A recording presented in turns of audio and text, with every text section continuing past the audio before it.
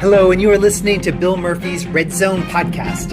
I interview leaders who inspire me in the areas of exponential technologies, business innovation, entrepreneurship, thought leadership, enterprise IT security, neuroscience, philosophy, personal development, and more. Welcome to the show.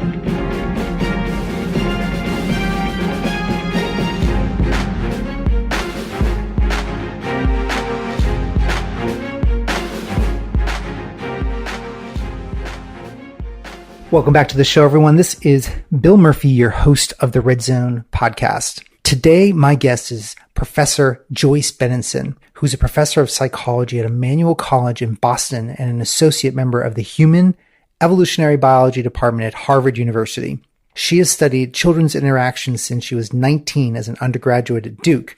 And after obtaining her PhD from Harvard University in 1988, she held postdoc positions at Radcliffe College, assistant professor positions at University of Hartford, and at McGill University in Montreal, Canada. If you are a father, mother, if you are a leader in business or at any capacity, you'll enjoy learning more about the sex differences between men and women. And Professor Benenson and I discuss her new book. Well, it's actually not new. It's a couple years old, but it's called Warriors and Worriers, the Survival of the Sexes. That's warrior like the fighting warrior, and a worrier like you're worried. And she explains these sex differences and the research she's done across cultures with boys and girls as young as 4 years old.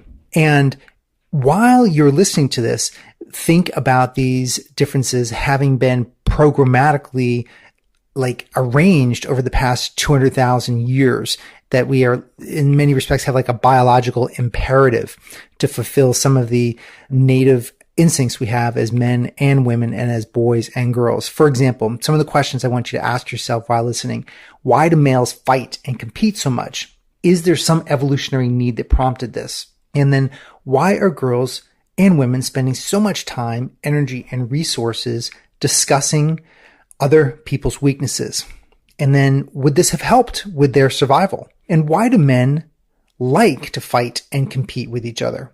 And how do girls and boys act when they're as young as 4 years old and they're asked to pick leaders in a group? And do you think there is a need to feminize men? Do you think that this feminization of men is currently underway? And why is it so hard for women to reconcile after fighting? And then why is it so easy for men to reconcile? So as you can see, these questions are not going to be the type of questions that are going to be posted on NBC or CBS Nightly News, because it's not politically correct. But that's why I love this conversation and why I've been reaching out to some of the professors that are doing lots of research in these areas and may not make it out into mainstream yet. So I just read this article in the Harvard Business Review that said how masculinity contests undermine organizations and what to do about it. So after listening to this conversation with Joyce, then you'll be in a position to understand both that article's perspective and Joyce's perspective as a researcher. And I think this is important as leaders of men and women and boys and girls in your families, that you be able to navigate and have these conversations so that your teams and your sons and daughters are in a position to respond to some of the biological underpinnings of how we operate as men and women in the world. So please enjoy my conversation with Professor Joyce Benenson. To the show today. Thank you.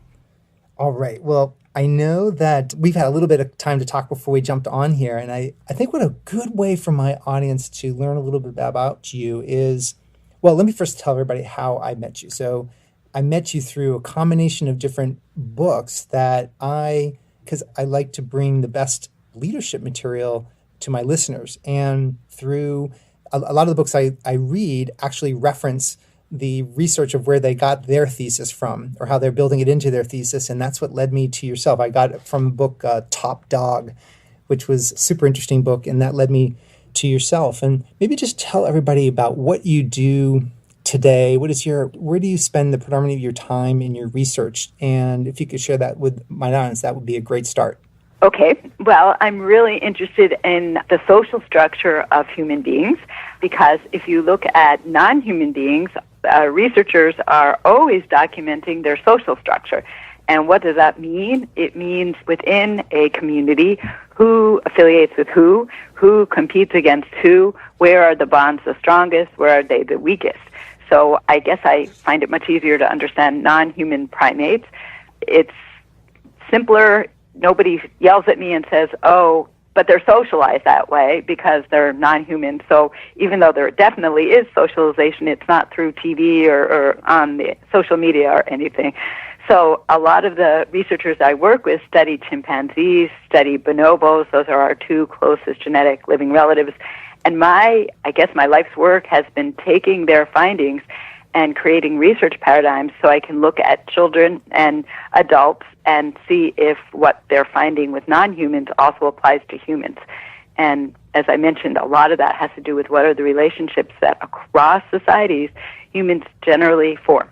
So the book that you wrote in 2014, the book Warriors versus Worriers, how did that come about? And what was do you remember like the genesis moment of, I gotta write a book about this? Oh, it's interesting. Well, Warriors and Worriers came about because the people I was working with in Human Evolutionary Biology at Harvard said, you've got to write this stuff up. You're translating what we're doing with non-humans into humans, and it really is a completely different way of looking at humans to consider them as, oh yeah, one other animal species. And a lot of people don't like that, but for me, it's incredibly useful as a framework to say, okay, so do humans do the same thing that non-humans might do? And, obviously in some cases they do, in some cases they don't, and I don't want to in any way deny the fabulous gains humans have made and their intelligence and all that. But nonetheless, there's some very basic principles that apply across most species. And when you see those principles, it's hard to believe that we are not, as humans, thinking that they might apply to us as well. So that's what this book was about, to try to say, wait a second, here is what I find from childhood and what people have found across cultures and into adulthood that fits really well within a primate social structure. So in reading your book, I was fascinated by that. And I loved how you broke down the differences that you observed with boys and girls. And I have no direct path for my line of questioning here, but I find it interesting having a son and two girls that of trying to see these patterns. And I was like, wow, you're right on with some of these concepts. But maybe one of the interesting pieces is species that fight. And I know that you mentioned that it's not just the human species or males in particular that have this inclination to fight, but it's also the two other non-human primates, correct? Is they also will fight. But I thought it was interesting how they reconcile. You made this pattern of reconciliation that maybe you could explain to everybody or re-explain the way I've said it so that it's correct. Right. So basically, when you look at bonds in a species, and they do differ, where some species, females who are relatives kind of are the core of the community and they stay there their entire lives, and at adolescence, males leave. And in other species, males who are related to each other form the core of the community, and unrelated males join them, and the females leave at adolescence. And the majority of species are like the first kind, where females and their female relatives stay together their whole life. But humans are not. Humans and our two closest genetic relatives, bonobos and chimpanzees, males stay. Males form the core of the community, and the females leave at adolescence. So getting to your question on fighting, males fight like crazy in just about every species. Mammalian species, males compete over females, and they can compete to kill themselves if it gets bad enough, though usually that doesn't happen. And females, they do fight, but not in the same way. So it's not this overt aggression where you die if it's severe enough. And what's so fascinating about chimpanzees and humans in particular is males are the ones overall, in general, who spend more time in the center of the community, who are less likely to leave and join another community. And yet males are also the ones that fight. So how do you put that together? I was that's fascinated by this. And what is it that allows you to fight like crazy for what you want, whether it's to mate with a particular female or to get some territory that's really nice to sleep for that night, or to get fruit, whatever, if you're hungry? What allows you to fight like crazy, and sometimes in a coalition, and it's really nasty, and then have to defend the community? And what's so unique about chimpanzees and humans is there is this lethal intergroup altercation, which oftentimes can wipe out a whole neighboring community. Not oftentimes, but that can happen. But there's a lot of killing of other members of other communities. There's a lot of hatred of outgroups. And of course, if that happens in chimpanzees, it sounds so much like what happens in humans. So here we have now tremendous fighting between males who stay in their community. And yet, if they kill one another, they're going to lose when the neighbors who get along better come in to fight against the community because they are willing to kill them. And when it's intergroup, it's much, much more often lethal than if it's, a fight within your own community. So what we have is this remarkable mechanism that Franz de Waal has called reconciliation. So I'll use that term, but it's basically, how do you have a huge fight with someone else and really, really mean it and be very serious about it? And then, in the blink of an eye, cooperate with them because you hear the neighbors are encroaching on your territory and your whole community is in danger. And so what I have been working on lately is just this notion of something that people don't study in humans. Some people have looked at it with children, but not just about no one has looked at it with adults. And I'm trying to understand, how do you have a competition? Obviously, I can't stage a real fight, and I wouldn't want to hurt anyone, but how do you have a severe competition, meaning one person's going to get all the money and the other person gets basically nothing, and then come back together again, especially if you want to because you're friends? And how do males do this, and how do females do this? And what I have found is, in a whole different number of arenas, that males do this better than females, which is really shocking, but theoretically is totally predicted, because in chimpanzees, males do it better than females. So two chimpanzee males will fight even more generally than humans do. They fight all the time over access to mates. There's no marriages, so they're constantly fighting for mates. And yet, they hug each other. They literally kiss each other on the lips. They grab each other's bottoms. They make up very, very quickly. And this means that if they need to go on a patrol, and they do go on patrols along the periphery of their territory, either to prevent defensively any attacks or to attack the neighboring community, well, they have made up, and here's this person who was just their kind of major opponent a few minutes ago. They're off. They have, in the blink of an eye, they've kissed and made up, literally, and now they can cooperate again. So I guess some of the work I've done has shown that the same thing happens in humans.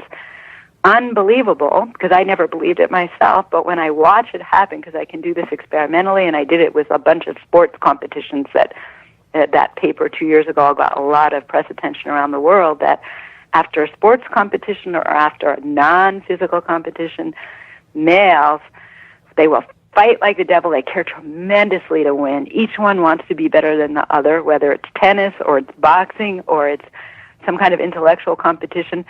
And then they touch each other, shake hands, hug, whatever. That's what humans do. And then they're friendly again. And females, meanwhile, and I include myself in this, if somebody has really tried to really hurt me in terms of winning, whether I love tennis or, Sure. and I like intellectual, well, then I'm really upset with that person. I can't help it. And that's what most women have said to me. And if you watch, I've watched now a lot of tennis and ping pong and badminton and boxing matches. Watch the end. And it's incredible. These people in boxing, which is the most extreme example, who knocked each other out, sometimes senseless, cold, they'll get up and they'll hug and hug and hug. And males hug for a lot longer than females do. Yeah, it's interesting. That's why we were talking before. I love bringing some of these concepts up that sometimes wouldn't seem to me to be very popular, because people have a preconceived bias of the way they like it to be or the way it should be. But like, for example, I have a friend of mine that I work out with these Spartan competitions with, and he's probably 60 years old, and he still does rugby competitions. Wow. Which is amazing to me, being 59 and still doing rugby. And he tells me all these stories about how doesn't matter whether the rugby opponents are coming over from England or South Africa or Australia.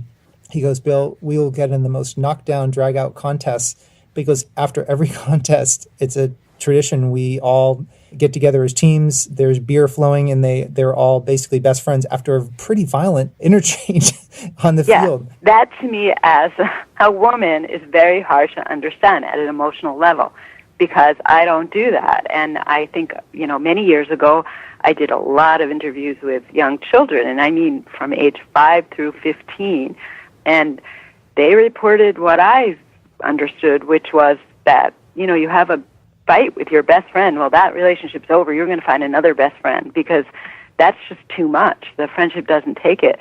But men or boys who are much more group-oriented, much more public, and have lots and lots of individuals they know, they can have a huge fight.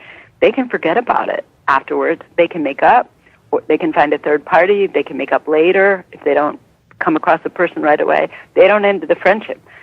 So it is astounding to me what you describe, and people who have interviewed me have described all kinds of things where boys, like literally, I had one person tell me that his friend was stabbed by his best friend, another best friend, and the two of them had been best friends, and they were playing football, and one stabbed the other, got really angry at the way he cheated during a play, and the one who was stabbed, the victim, was in the hospital for 3 weeks, but they made up, and I cannot imagine somebody stabbing me and making up with that person. It's just not something I think that I could imagine doing.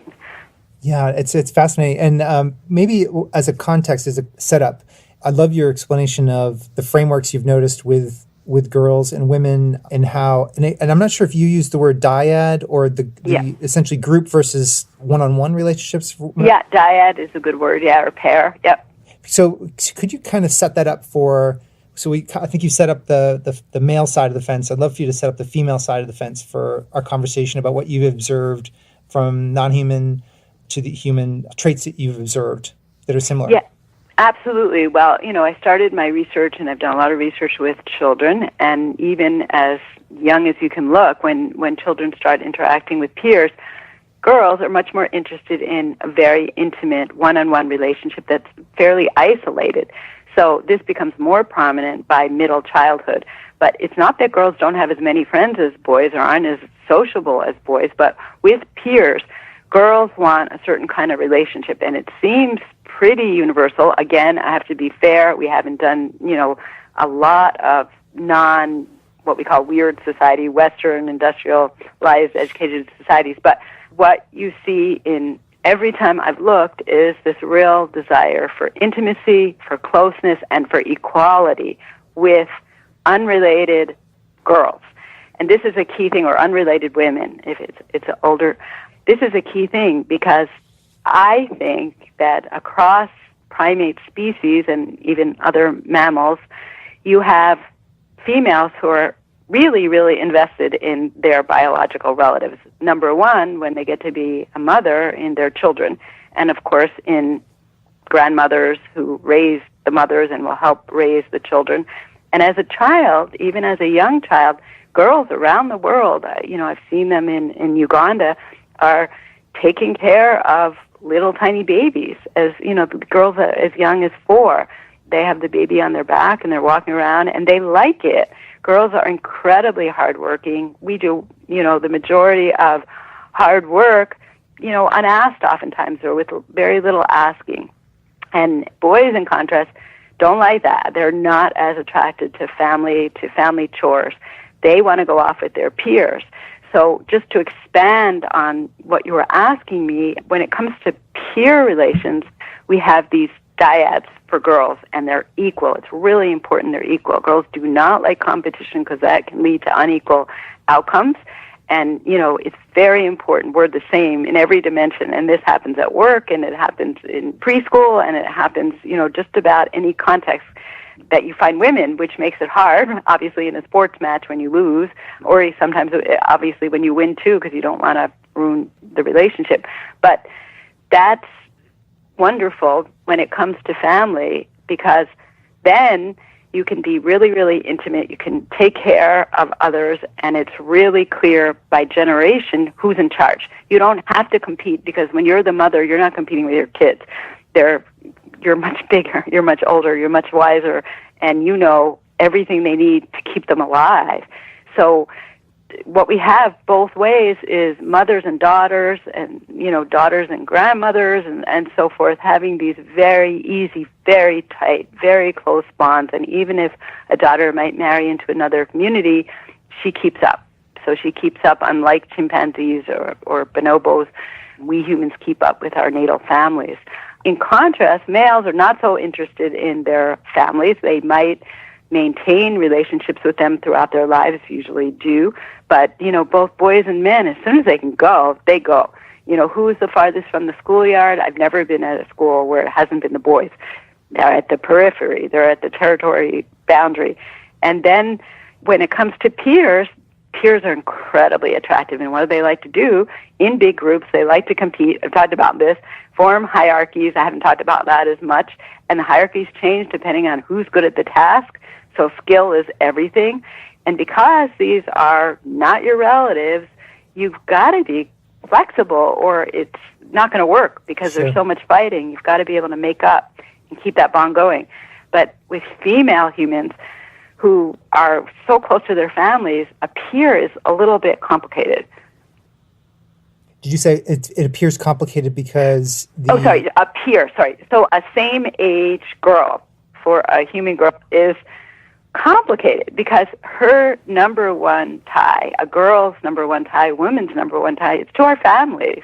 And, whether we're 3 years old, 5 years old, or 85 years old, the family is so important, and the amount of time and energy and investment we put into our children determines how they do. And that's really well documented around the world. So, so that's what I was trying to say. A peer, so not, it doesn't appear, but a friend, maybe that's a better word. A female friend is kind of a distraction from our family, and they can be wonderful, and they're, we feel like we're in love with them. But the truth is, if it's our female friend or it's our family member, we're going to go with the family member mostly, because otherwise our family is literally not going to survive or thrive in the way we want them to. So female friends are kind of secondary, and they have to be kind of equal, because generation is what determines status for females, not figuring out who's better at football or who's better, at some intelligence game or whatever. We're not into that. Yeah, I find it really interesting, because reading your book and the articles is that I've noticed it, and I think that's what struck me, is I noticed it in my own kids. It's like, as soon as my son got to a certain age, it's either they're playing warfare games, finding things to throw, guns, squirt guns, Nerf guns, pellet guns, whatever it was. And it's like, it wasn't like I was feeding him material. It's like, it seemed like he was just born that way. And then, and so it was interesting to read your research on that, and sort of how you've observed that, not just culturally in the Western world, but also in Africa and others that you've visited. Yeah, I haven't done that much cross-cultural research myself, but I've certainly read a lot of it. And there's a wonderful book by David Lancy called The Anthropology of Childhood, which is, to me, absolutely brilliant, that just looks across cultures, and he's finding, the same thing, which always makes me very happy, because I want to know if I'm wrong, if things have changed, if it's different someplace. But generally, what I find is humans and chimpanzees have very similar relationships in terms of, the social structure, where you have females who are taking care of their offspring, and that's the number one thing they do. And of course, that's true in most primates and mammals. But in chimpanzees and humans, we're not doing that surrounded by a whole lot of female kin. A grandmother might come in and help us temporarily, so forth, but it's not like we live in our natal village generally. That doesn't happen. If you do, you're really lucky. Sometimes chimpanzees, sometimes humans do, but it's very different kind of social structure than males who, as early as I can see, are playing with weapons, playing war, concerned about aliens, concerned about their territory, thinking of things that the girls are like, why is it interesting whether there's aliens? I mean, who even thinks about that? Or monsters in the sea? Or, the kinds of stories that boys tell, you get the sense that they're really preparing themselves, and they're only 2 years old, for any kind of attack that might occur, and that they're taking responsibility for that. While the girls are literally in the kitchen, they're dressing up to perhaps eventually attract a man. They're cleaning, and literally I just saw a girl 2 weeks ago, I think she was 1 year old, and she was dressing up and in the nicest clothes, and, she couldn't speak yet, but she looked beautiful, and she was as sociable and dear as you could imagine for a little girl to be. But she already, she's interested in cleaning, she was interested in how she looked, she was really interested in the kitchen, and of course, parents who are paying attention to this will see that they probably didn't do anything different with their son than their daughter. And that's what the research shows. They're not really doing anything different. Once children start doing something, fathers are more attracted to some things that their children do, and generally it's what boys are doing. And mothers are more attracted to what girls are doing, and girls help mothers a lot more with real tasks. It's interesting because my wife was a Division I field hockey athlete at Penn State, and I was as well. And it's been interesting watching my daughters compete, and they're both very athletic, and so is my son. And so it's interesting watching the inter-team dynamics for my 17-year-old between the girls, and seeing sort of like these, I don't want to call them alliances, but it's a very interesting piece. And fortunately, we've been high-level athletes, so we can sort of help her, my wife in particular, can help her navigate some of this. And we kind of laugh a little bit about it because the same issues that she's going through don't affect my son. And I don't know why, but it's probably somewhat related just to how he interprets the competitive experience versus herself. But so your book sort of like makes some of these points like apparent for myself and what my girls and my son are going through, because it's the competitive nature. Girls are competing a lot more now. And I think from a leadership point of view, if you're a coach, you really have to understand, I think, some of the pieces that you're bringing up in your book, because it'll allow you to have a better team if you understand how girls and boys are different in that regard. Absolutely. And I love talking to people who have an intimate knowledge of sports, which it sounds like you do. And I know I've talked to people here who are working with the Harvard basketball team and both the men's and women's teams. And it is different. I mean, I think some of the things that boys naturally do, which is not to take things as personally, it's much harder for girls. Girls are much more aware of what's going on in other girls' lives. They're much more affected and caring about, bad things that are happening in their families' lives, in other girls' families' lives. So, it's really, to me, very different. And people nowadays want to say, oh, girls and boys are interchangeable. We just socialize something that is called a girl differently than something that is called a boy, which makes no sense to me. If you look at children developmentally, you see so many things that are there, even by age 1 or 2. So, but this sports stuff is really interesting because I do think it helps build confidence for girls, but it probably also gives a lot of experience with changing dominance, hierarchies, competition, accepting non-equality, which is letting somebody else be better and playing anyway, even though they're much better than you, taking leadership from a captain, which I've done studies with 6-year-olds where I just bring 4 girls or 4 boys together. I say, okay, just choose a leader, and I videotape it. And oh boy, the girls really want to be the leader. It's not that they don't. They want to do it. Girls want to compete. They want to be good, but they are so uncomfortable. So every single week, I don't know how many groups I had. I think it was like 20 groups of girls, 20 groups of boys. And every single group of girls looked so uncomfortable. And the longer the negotiations went on, meaning the more the other girls, all the girls wanted to be the leader, the more uncomfortable they looked.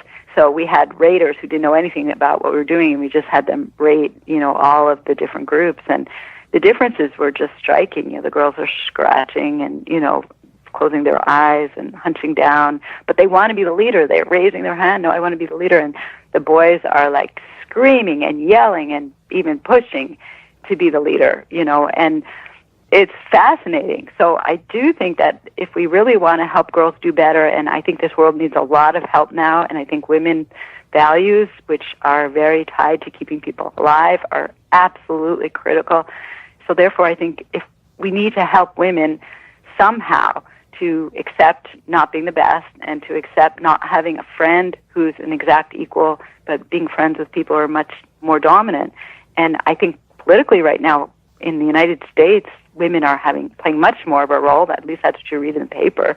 But the question is, in their groups, my guess is everybody's an equal. So, yeah. But you can't be an equal. If you're the congressperson or the senator, you actually are not an equal. You have a lot more power. Yeah. So then can other people accept that? Oh, it's fascinating. And that's why I look at some of the, I love that you're actually talking about these concepts coming from a university as well, because I imagine that there's not, all the things you say are probably not all that popular. Am I wrong with that?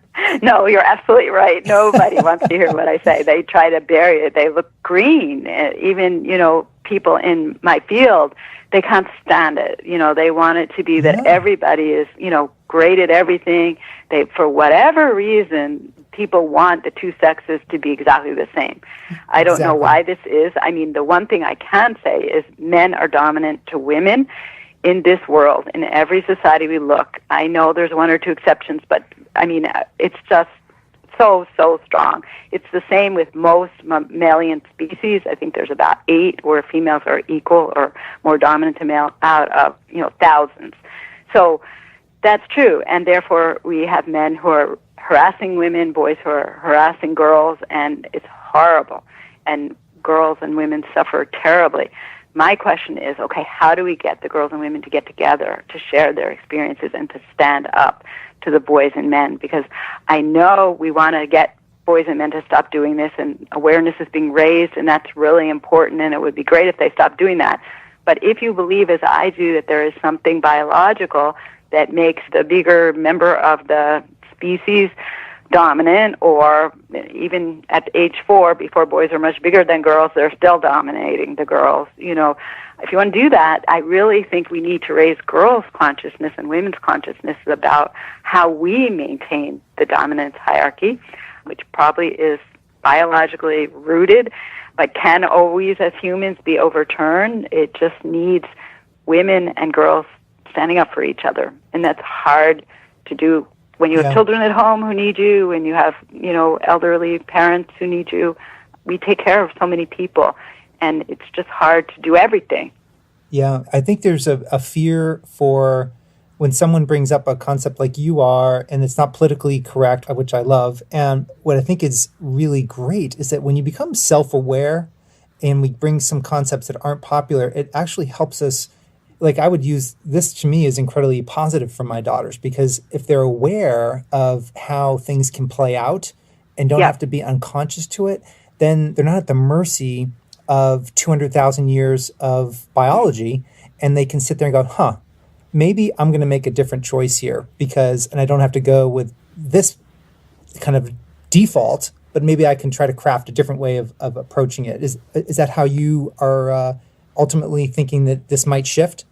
Yeah, absolutely. I think knowledge is power. So I totally agree with you. I mean, the one thing that somebody recently said to me who has worked with a lot of basketball teams is you have to, for girls' teams or women's teams, you have to choose the players so they get along with each other from the start more carefully.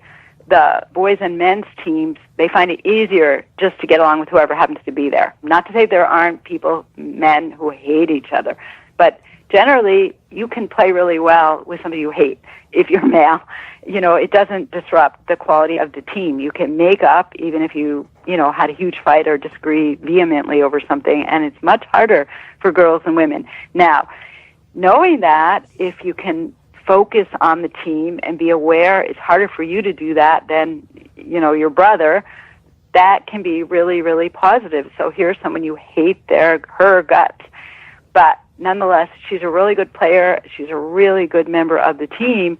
If the team can become the focus and not your relationship with that person, that's the power then, because obviously how well the team coordinates and how efficiently they do things is going to determine victory. What's interesting, I just had the author of, it's called The Man Watching, and it's about Dorrance Anson, who is he's won like 30 championships for the women's soccer team of North Carolina. And wow. He wrote this book, it's a great book, on how was he able, because he actually coached men and women to start 30 years ago.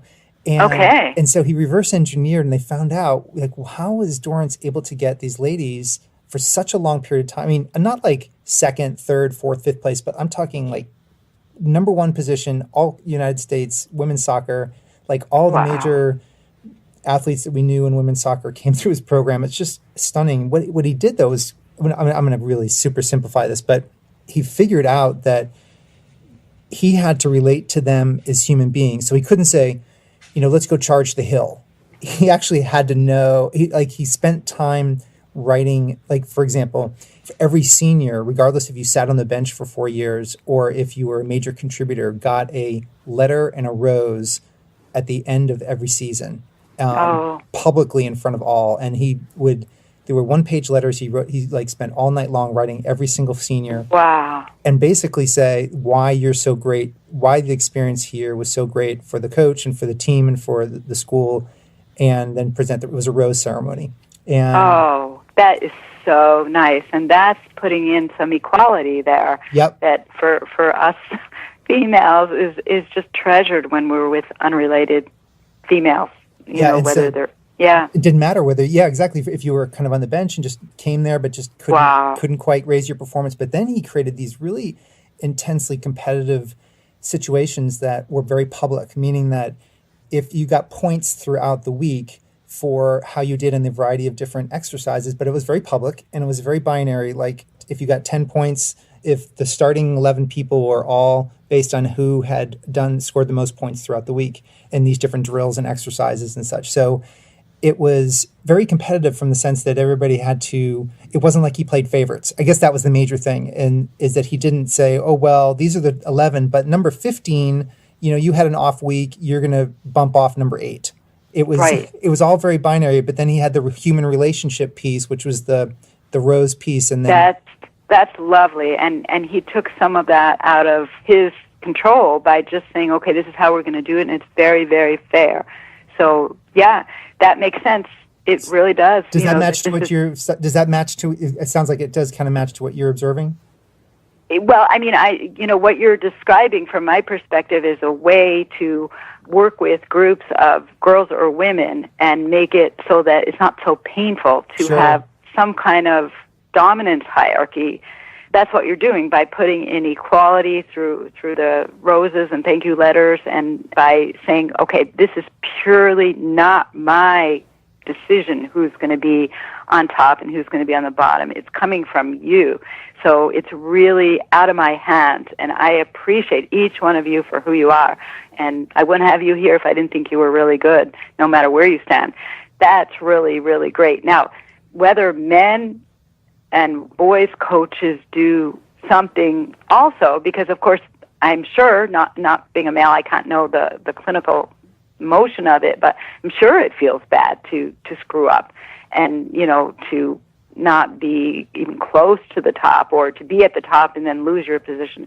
Sure, it feels bad, and I don't know the dynamics, but I would guess that there's something going on there with men, that at least the ones I've talked to, that say respect really, really plays a big role in how they accept not being the top or even being at the bottom. If you respect the skill of the people who are there, if you respect your coaches and you respect the team, if it's even like a one-on-one match like tennis or boxing, and somebody's killed you or even, just beaten you by a little, you respect them because you've done your very, very best. And so you can be both the winner and you can be the loser, and that's okay. So that, I think, comes more easily to boys and men very early on, and maybe you can put it in there, something that put the software in if the hardware isn't in place for girls and women. And by the same token, a lot of people, I should add, are saying we'd like men and boys to show their feelings a little bit more and not bottle up their problems. So, and they're trying to say, why don't they become more like girls and women? And I think that's true to some extent. So, if you're having a hard time, women are more likely to get help, accept help, and so forth. And boys and men clam up. Of course, if there's a war, we don't want to be out there crying and terrified. I don't know what you think about this, but, I'm of the philosophy I'd rather figure out a way to build using the strategies like that you're uncovering and other neuroscientists uncovering and different other examples of coaching and success and creating kind of meritocracy, but also respecting the unique piece that can create women that are high performers. I mean, it's not that women aren't high performers. It's just they're actually higher performing than men. Yeah. I think the issue is not to bring men down or to change, but just to figure out a way, how do we change and build women into leveraging their skills so that we can, because it's really in the male leader's best interest to have high performing teams. So it is. So it's so shocking. Yeah, I do have to say, I think women are much more conscientious than men overall. I think women are less impulsive. Everybody knows they're less likely to take risks, which again can be good or bad, but they're much more reliable than men. If I had to, depend on somebody to do something really needed done, I'd much rather have a woman.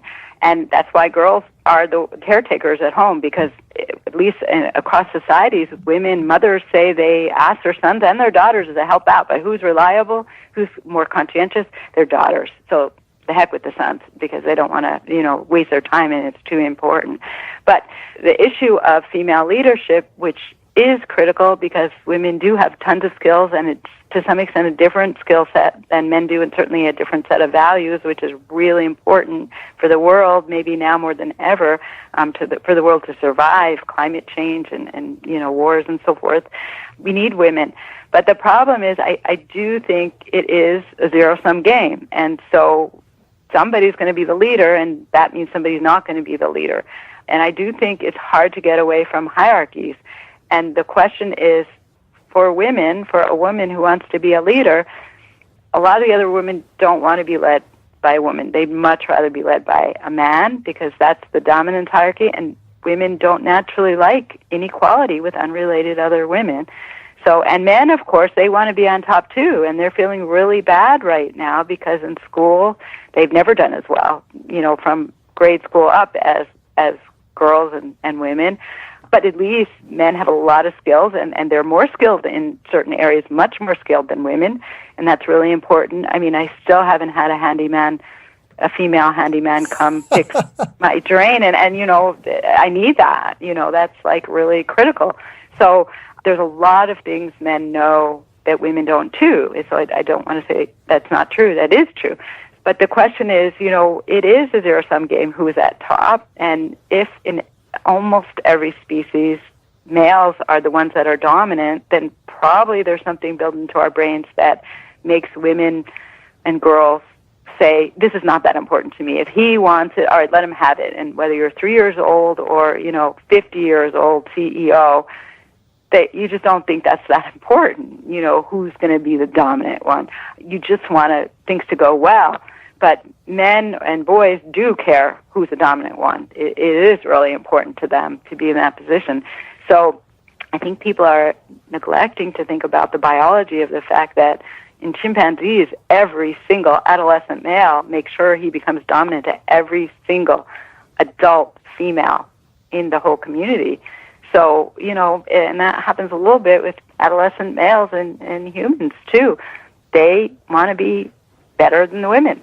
So if there is a little bit of the biology, you have to admit that. I'm even frightened saying this because I know how many people would disagree with me on this, but, it's true in every other species. It's very unlikely when we see the same patterns in humans that it's not true in us too. So then it's like, okay, we're aware of this, but we're going to override because we can, because we're humans and we're really smart. Absolutely. And, just 200,000 years is a long time. I read that in your book. I've seen it quoted different numbers, but I'm assuming that we've been around in our human form, in our human biology. Homo form, yeah. Okay, am I accurate there? Okay. But it's not a resignation of defeat, what you're saying. It's a resignation of a different strategy would be needed moving forward. And I think we've talked about some of those that people are developing. And I think the title of your book is Warriors and Worriers. Yeah.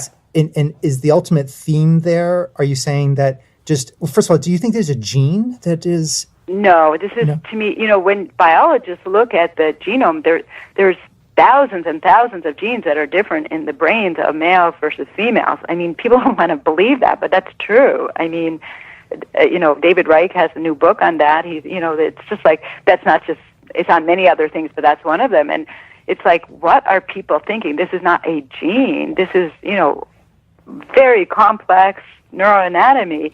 And of course, every female is different than every other female, and same with males. So there's overlap. And there are people who are born with their anatomy doesn't fit with how they feel. So there's clearly a part of the brain that makes you feel a certain way, and they don't always line up. And I've taught a lot about how that can be different and how hard it is for kids. And now people are finally talking about transgender and being accepting of that. And that's a fight.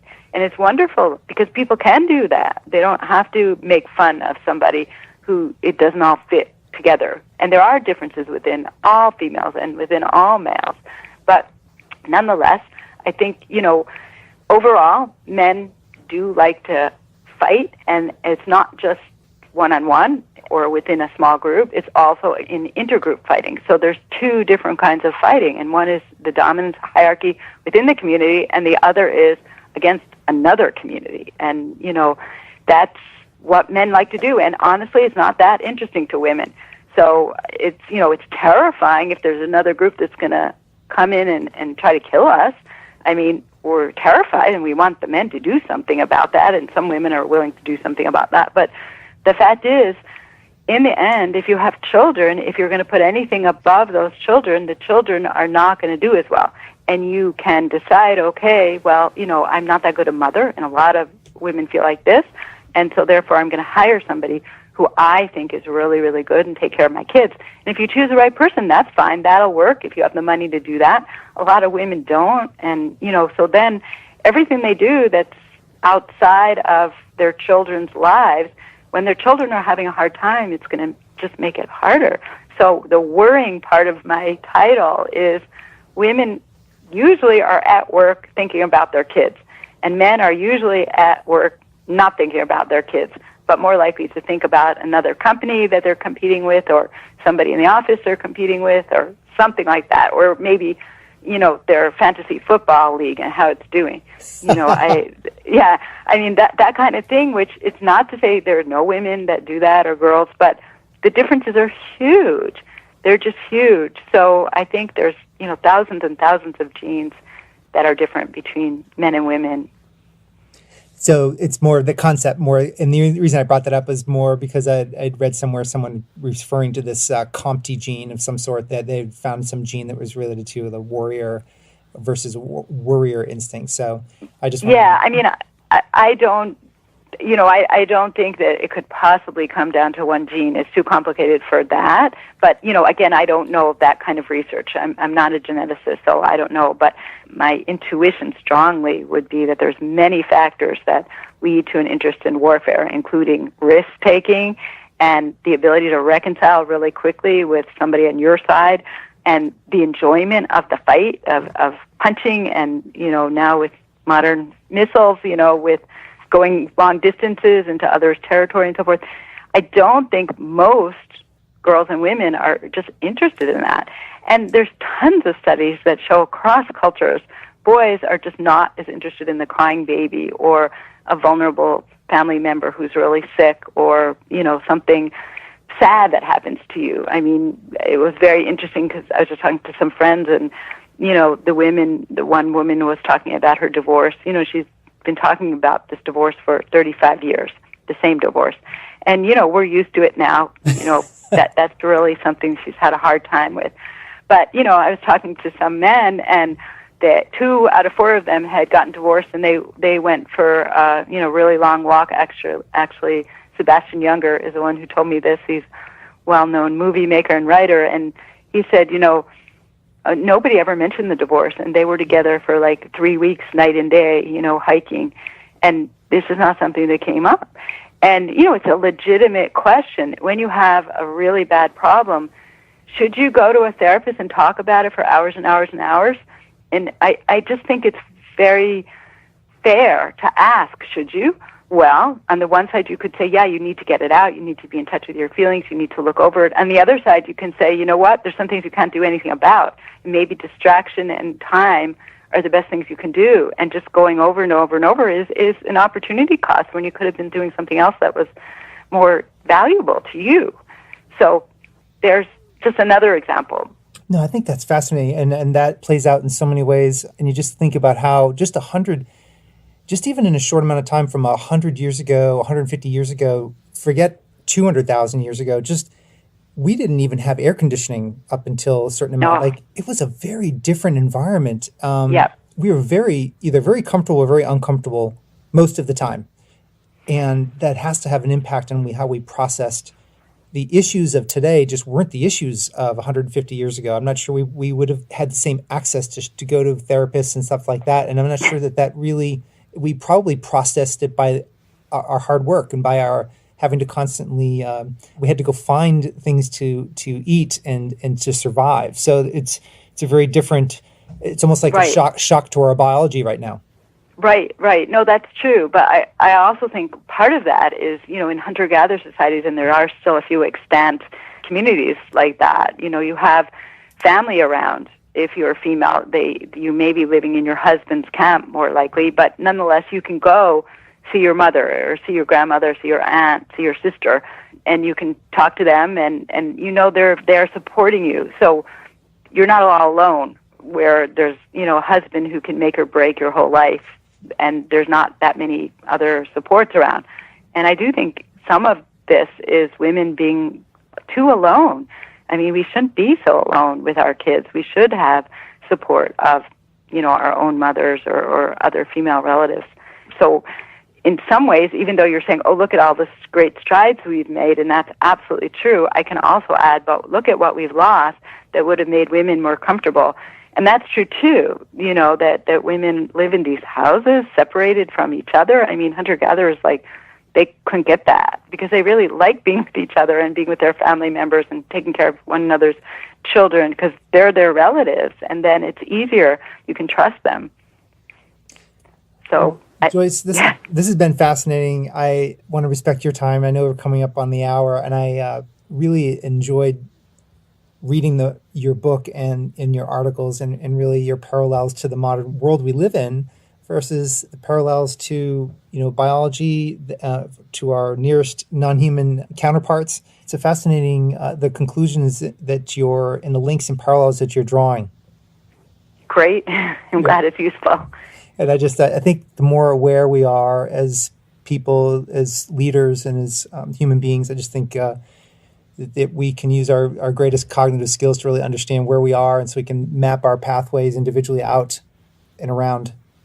Yep. Well, thank you. Is there anything that you want to, anything else that you want to share with my audience before we go? Anything that you were dying to say that you wanted to leave with? No, I mean, I guess the one thing that I've been thinking about just the last few weeks is that so many things women do, like putting ourselves down and apologizing and, so forth, probably has some kind of biological root that keeps us subordinate. And if women can learn not to do that, and it's terrifying, they can play a greater role in society, which I think would be really useful for the whole world. It's funny you say that because I've noticed, and this is I'm perplexed with it, but my wife and I talk about it a lot. Is my oldest, and there's just for different challenges as they're growing, of course. But as a 17-year-old, you sit there, and I'm stunned at the amount of time spent with her and her peer group on how she's perceived by others. Yeah. And it's funny in the modern world, it's almost like sometimes some of the people that we most admire are the ones that really don't give a shit as much about what others think of them. It's almost like they have blinders on to really caring about the fact that they made a risky move or they'd made a decision on something. And if you don't like me, too bad. But yeah. And I so much want my daughters, to have that ability, but I sit and I certainly say it, but it's like, oh, Dad, come on now. You can just, I say, listen, there's another way of looking at this. This could be a good thing. We don't have to worry about what other people think of us. Oh, Dad, come on. Of course I do. And then she's, it's like it's not getting through. And so. Yeah, but I don't like so much this idea of not caring how other people think about you. It's wonderful if you have it because you suffer a lot less. But, we are a social species, and in order for us to get along, we do have to care about how others think about us. It's just women spend so much time putting themselves down, even then when they're really good at whatever's going on. And I think it might be kind of biologically based, and so it takes a lot to overcome that tendency. And I think you're right, it's great, particularly boys and men just don't care as much. But I think that's partly because they get along with other boys and men because they have higher status, because they are focused on their own skills, and their skills are what are valued, and so they just look at that. On the other hand, a lot of boys and men aren't doing very well, and they would be wise to change course, and we need them. So it's complicated. Well, I appreciate the conversation. It's really fascinating, and I know my audience is going to love this. And I'm going to have links to all of your articles, your book, and Emmanuel College, of course, that we share a history around, or at least my mother and my grandmother do. That's great. I'll have to tell the president. That's wonderful. Which is great. I love it. And is this still all ladies? No. It went co-ed, I believe, in 2004 or something like that, around then. Okay. Well, fantastic. Well, I appreciate you for coming on the show today. Thank you, Joyce. Okay, thank you, Bill. Okay, Bye-bye. Bye-bye. So there you have it. This wraps another episode of Bill Murphy's Red Zone podcast. To get all the relevant show notes, please go to our blog at www.redzonetech.net/podcast. Additionally, make sure you go to iTunes and leave your comments in iTunes about the show. This helps our show rankings enormously, and it helps support the show. Until next time, I appreciate you very much for listening. Thank you.